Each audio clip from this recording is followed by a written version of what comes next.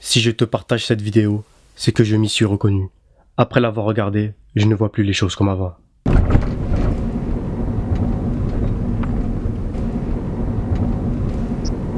On est dans une situation critique, ya Ikhwan. On est dans une situation de cancer, de phase finale du cancer de la foi, ya Ikhwan. Sauf qu'on s'en rend même pas compte, c'est ça le plus grave. On est dans une situation urgente.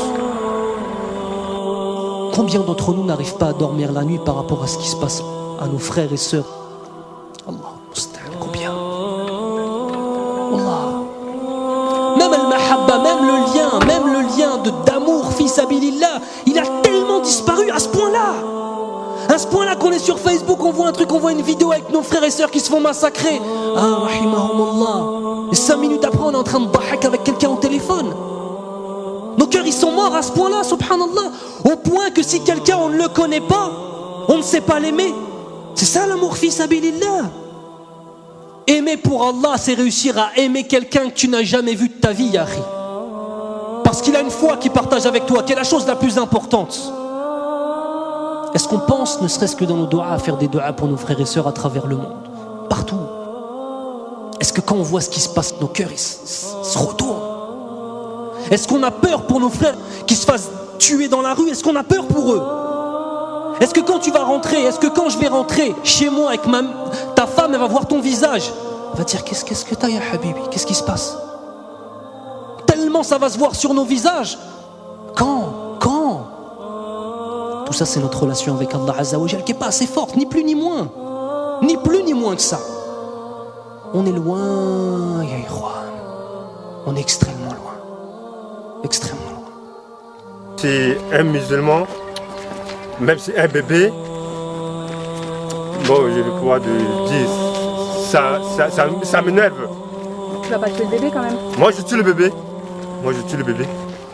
Mais un bébé de 2 ans par exemple? Moi je le tue. Mais 1 an, même si avec les femmes avec des grossesses, moi je le tue. Si le musulman ne parte pas dans le kilomètre 5, nous les Antilles, nous devons aller pour prendre tout le reste des musulmans là-bas pour manger.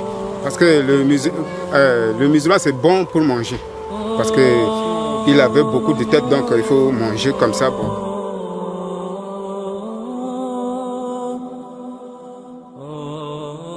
Le corps brûlé, on coupe la tête, jetée, et prenez la tête pour taper avec le ballon.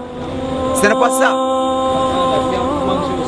On coupe notre corps là pour manger. Est-ce que dans nos yeux, est-ce qu'on mange le corps des gens? On ne mange pas. Ce sont les chiens qui mangent n'importe quoi, mais nous les gens comme nous là, comme vous là, on ne peut pas manger notre chair. C'est grave pour nous. C'est comme ça.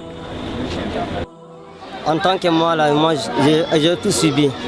La guerre, là, on dirait que ça vient rien que sur moi. Ils ont tué ma mère et mon père. Il reste que moi.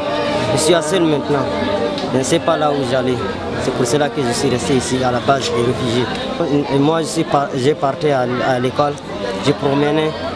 À mon retour, les anti-Balaka sont attaqués. Et je suis précipité d'aller à la maison. Je n'y suis pas arrivé. Et ils m'ont dit qu'ils ont tué mon père et ma mère. L'histoire d'un homme que j'ai rencontré ce matin au camp réfugié, il est en train de me raconter une histoire réelle qu'il a vécue sur le terrain. L'histoire c'est quoi? On a tué son fils, on l'a obligé de manger la chair de son propre fils. Il l'a mangé par obligation, mais ce dernier, il parlait en pleurant. Il me dit s'il pouvait pleurer avec du sang à lait, il le fera. Vraiment, et il a dit adieu à la viande. Lui, il ne va plus jamais manger de la chair, que ce soit la chair des animaux, comme poissons, etc.